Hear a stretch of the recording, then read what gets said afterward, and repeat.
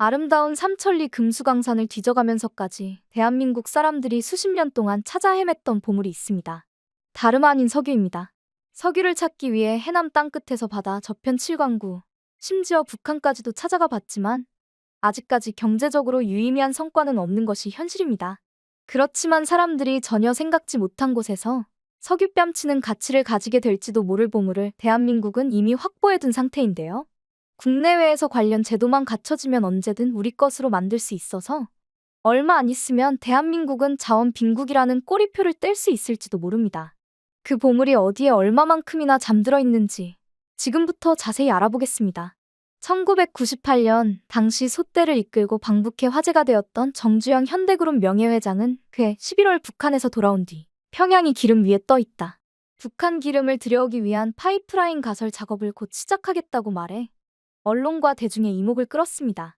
정주영 회장의 말대로면 북한의 석유가 경제적으로 유의미할 정도로 매장되어 있다는 것이었으니까요. 그러나 아쉽게도 북한 석유를 들여오는 파이프라인을 만들겠다던 정주영 회장의 계획은 여러 현실적 문제로 인해 실현되지 못했습니다. 우리나라만 아니라 다른 나라들도 북한에 석유가 매장되어 있을 가능성이 있다고 보고 개발을 시도했는데요.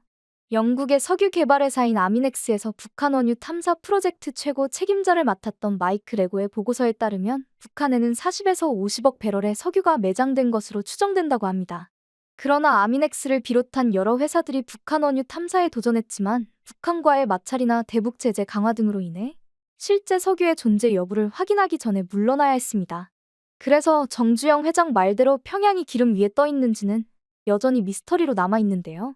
북한의 석유 매장 여부에 사람들이 관심을 갖는 건 남한에서도 이미 수십 년 전부터 석유를 찾으려는 시도가 있었기 때문입니다.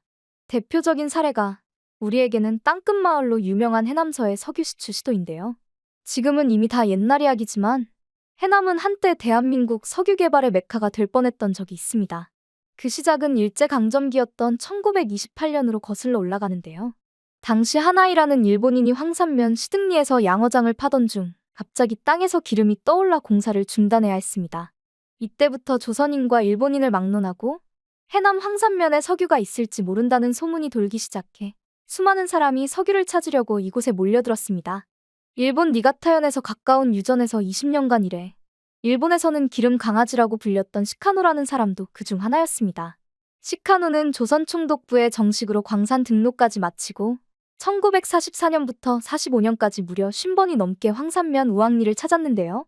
그러나 모두들 아시는 것처럼 45년 8월 15일 우리 민족이 일제로부터 해방되면서 시카노는 석유를 찾지도 못한 채 해남을 떠나야 했습니다. 하지만 그의 활동 때문에 우왕리에 석유가 있을 거라는 소문이 더욱 퍼지게 되었는데요. 4년 뒤인 49년 황산면 만열리 주민들이 우물을 파던 중 기름 냄새가 너무 나도록 묻어버리는 일도 생기면서 소문의 설득력을 더해줬습니다. 6년 뒤인 55년, 해방 전 만주에 있는 인조석유 공장에서 일했던 박봉훈이라는 사람이 우왕리를 찾아 소문이 맞는지 시험삼아 바위를 깨뜨려 보았는데요. 바위를 깬 그의 손에 끈적끈적한 기름이 묻어났습니다. 근처에 석유가 있을 수 있다는 증거였죠.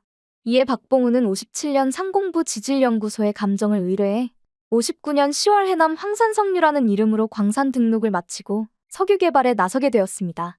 우리 땅에서 석유가 나올지도 모른다는 소식에 당시 정부도 지원에 나서 마침내 61년 11월 11일 대한민국 사상 최초의 석유 시추 작업이 해남 황산면 우왕리에서 이뤄지게 되었습니다. 그 결과 모두의 기대대로 지심 47m에서부터 석유가 나왔고 267m까지 파고든 결과 총 11곳에서 석유가 발견되었습니다. 사상 최초로 한반도에 석유가 매장된 게 확인된 순간이었습니다. 그러나 이 작업이 석유 개발로 이어지지는 못했는데요. 경제적 가치가 너무 적어 시추해봐야 별 이득이 없었기 때문입니다. 그 뒤 70년대 중동발 오일 쇼크로 유가와 물가가 치솟자 이미 석유의 존재가 확인된 우왕리에서 석유를 찾으려는 시도가 다시 있었지만 이 역시 유의미한 성과 없이 끝났습니다. 그나마 다행히 이곳 퇴적층에서 백악기 때의 공룡알들과 발자국 화석이 대거 발견되기는 했으니 아주 무의미한 시도는 아니었지만요.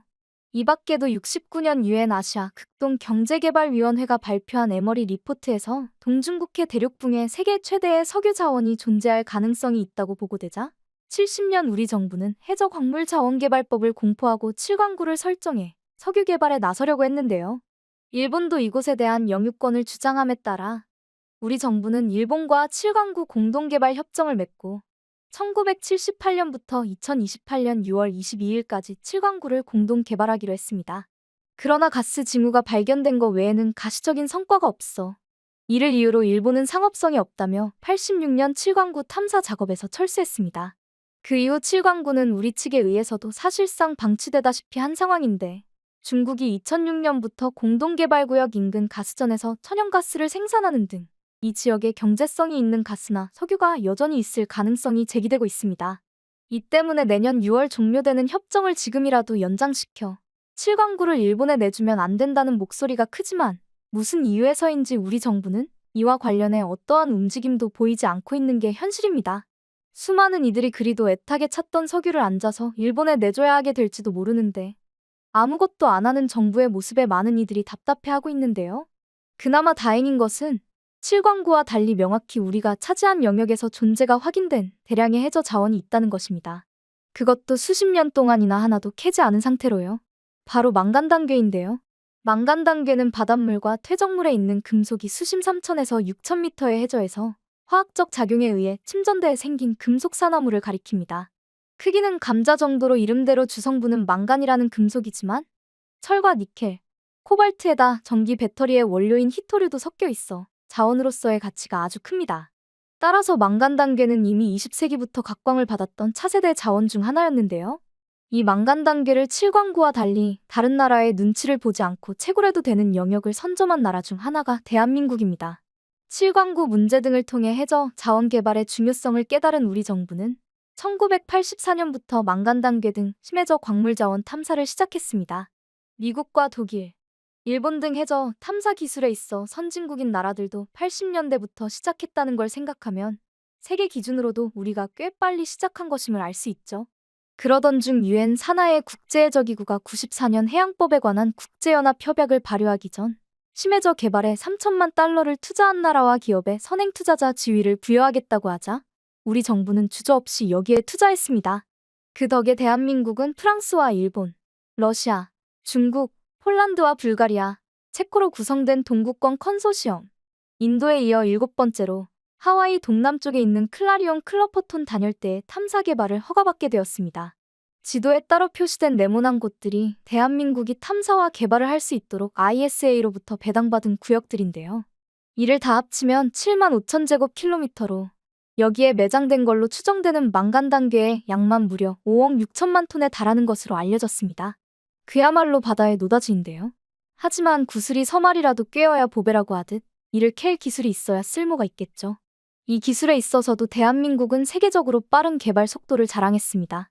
대한민국은 94년부터 정부 차원에서 심해채광 기술 개발에 나서 2016년 망간단괴를 대량으로 채굴하고 배 위까지 끌어올릴 수 있는 기술을 세계 최초로 개발했습니다. 이에 대한 실증도 같은 해에 맞춰서 대한민국은 심해채광 기술의 최첨단을 달리는 듯 보였습니다.